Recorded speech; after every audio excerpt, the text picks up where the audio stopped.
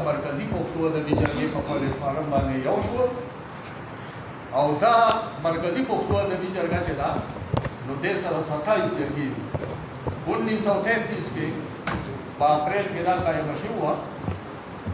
او په دې کې ډېرې زیاتې قداورو هستو کار کړی دی هڅې کړي دي د هغې روایات برقرار ساتل دا زمونږ کار چې د هغې روایت به موږ څنګه برقرار ساتو هغه به داسې ساتو لکه دا تاسو ډېر ساتو او ټول ملګرو ستاسو خادم یم ستاسو خدمتګار یم یقینا به درته دا وایم تاسو ټولو ته پته ده چې زه د یو کور نه زما ورډبوم په خپله او چا سره د ټلیفون له لارې او زه ورته وایم راځئ چې یو شو د دې پښتو د پښتنو خدمت وکړو تاسو بالکل هغه کار وکړو چې هغه خبره باندې تاسو مطلب کړئ خوشخبري در کومه د دې سټیج نه د مرکزي پښتو ادبي جرګې د دې فورم او سټیج نه چې را روان وخت کې به دا جرګه انشاءالله مرکزي دا به په لر عمر کې خلک د مثال په توګه استعمالوي زه د انتظامیې د خپل ډیپټي کمیشنر فرانلا مسعود صاحب ډېر ممنون او مشکور یم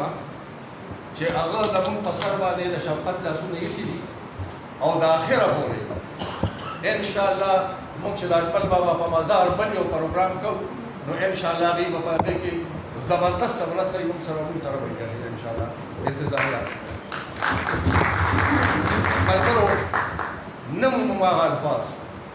چې ستاسو شکر پیدا کړي نشته را سره که زه ډېر لټونه مو کوم نو ما ته هغه الفاظ نه میلاوېږي بهرحال د شپې په یوه بجه د پښتو خدمت کې وخت راځي د پښتون د خدمت وخت راځي ولي خان به تاسو ته راځي بلکل بله خبره ما دا کوله چې هر کله په مرکزي جرګه کې دغسې مشران ناست دي دا کوم چې موږ سره ناست دي نور را روان دي په لار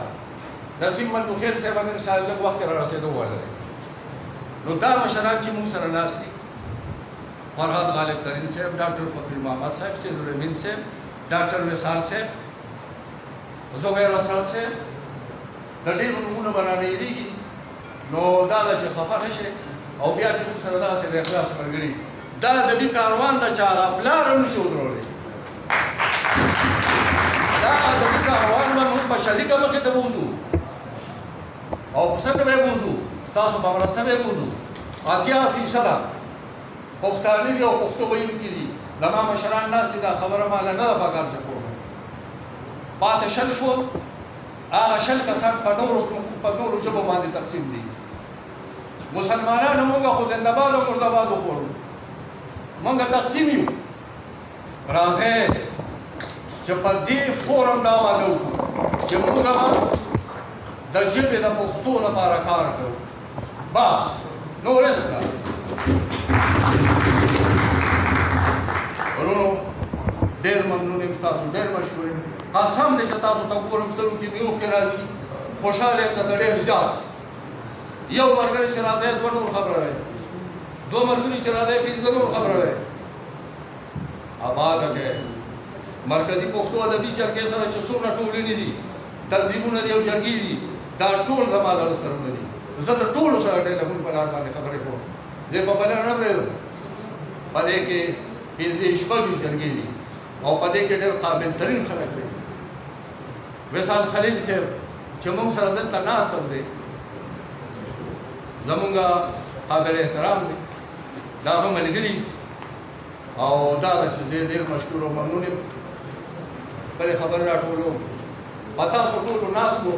په تاسو ټولو فخر کوم تاسو پښتانه یو د پښتون د خدمت لپاره راوړئ ډېره